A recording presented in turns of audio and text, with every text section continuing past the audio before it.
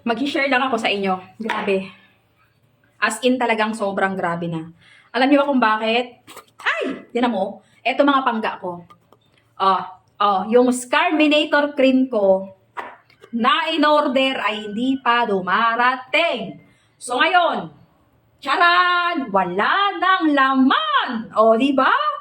Tapos yung isa, tingnan niyo mabuti. Charan! Paubos na!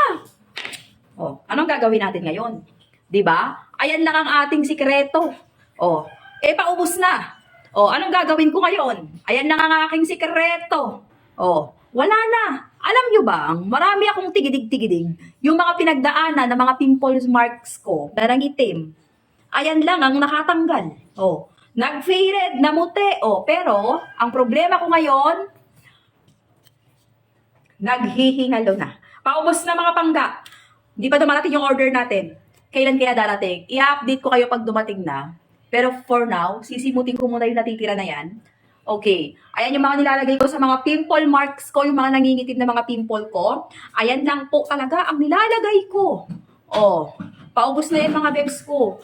Problema na ako ngayon kung kailan uli darating yung ating in-order. Paano na lang kaya? Ay, naku naman.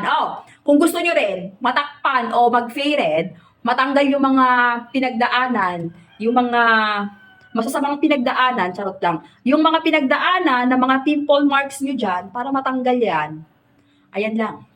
Ayan lang ang sikreto mga bebe ko. Ayan, dami ko na nga, ayan.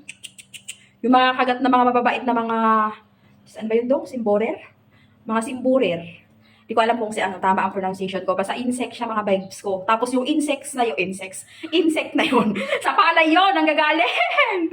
Tapos pag nangagat siya, beb, ang kati-kati niya, maliliit siya ng mga na insect na parang butterfly something na pag dumapo sa balat ko, ay, sobrang kati. Tapos mangingitim ng ganyan.